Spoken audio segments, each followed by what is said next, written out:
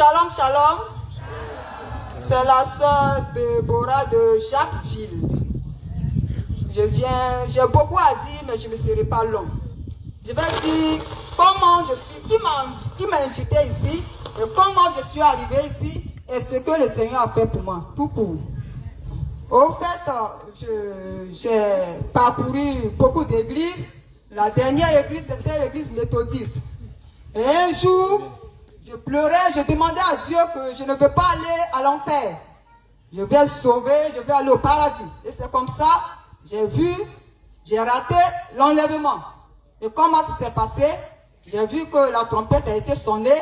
Et moi, on me disait comme ça, d'enlever tout ce qui est comme mèche, boucle d'oreille, tout.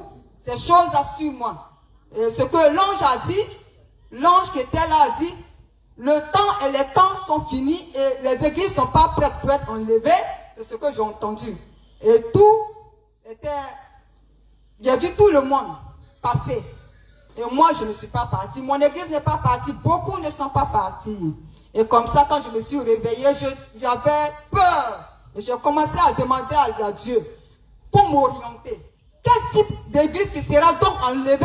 Et quel type de personnes qui seront enlevées? Et comme j'ai fait cette prière, je me couche le lendemain, voilà ce que je reçois. J'entends une voix qui dit, l'église qui va suivre les instructions que les apôtres ont laissées, c'est cette église-là qui sera enlevée. Et la personne qui va suivre les instructions que les apôtres ont laissées, c'est cette personne-là qui sera enlevée.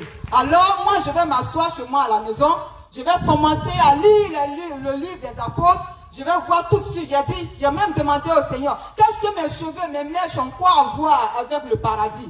Je vais entendre comme ça, lire ma parole. Tout est dans ma parole. Et quand je vais commencer à lire, dès que j'ouvre ma Bible, je tombe sur 1 Timothée, chapitre 2, verset 9. Et là, en même temps, je suis que le Seigneur m'attendait, il voulait me parler. Là, comme je vais commencer à lire le livre des apôtres, et je vais comparer ces écritures avec les églises, parce que je cherchais une église. Je vais regarder autour de moi, il n'y a pas une église qui répond à ces critères. Donc je vais rester chez moi à la maison, je vais prier pendant 1 an. Maintenant, un jour, le Seigneur va me dire d'aller voir un serviteur de Dieu. Je vais poser la question, quel type de serviteur de Dieu? Puisqu'il n'y en a pas ici. Je regarde l'écriture, il n'y en a pas. Il va me montrer un songe, voilà où je dois partir. Et je vais chercher le numéro des serviteurs de Dieu d'ici et me préparer. Bien aimé, avant d'arriver ici, ça n'a pas été facile pour moi. Le diable m'a attaqué. Ça n'a pas été facile pour moi. C'est pourquoi je vais dire à quelqu'un que nous sommes au bon endroit et au bon moment. Avant de venir ici, j'ai eu des difficultés. Mais j'ai dû jeûner pour arriver ici. Mais quand j'ai pris la décision de venir, je prends mon portable, je vois sur le portable.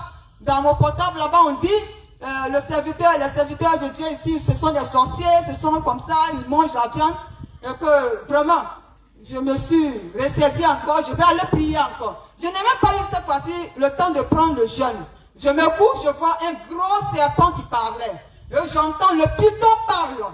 Je me suis réveillée en sursaut, je dis, Seigneur, le python parle là, c'est le serviteur de Dieu qui est le python, parce que c'est un servant qui avait dit ces choses-là. Ou bien c'est la servante qui est le python. Je vais me coucher, je vais voir ce que le Seigneur va me montrer. Le Seigneur me montre le serviteur de Dieu sur une voie qui est éclairée, pendant que tout était noir autour de lui. La voie est éclairée. Et il marchait doucement avec une certaine assurance. Là, quand je me suis réveillée, j'ai compris que c'est la servante qui parlait là qui était le python. Et j'avais la pitié, j'ai commencé à pleurer. J'ai dit, Seigneur, mais pourquoi elle est dépouillée? Elle a tout, mais pourquoi elle a un esprit de python? Je me couche, le Seigneur me dit, elle a reçu l'évangile du dépouillement, mais elle n'a pas été délivrée. J'ai été choquée.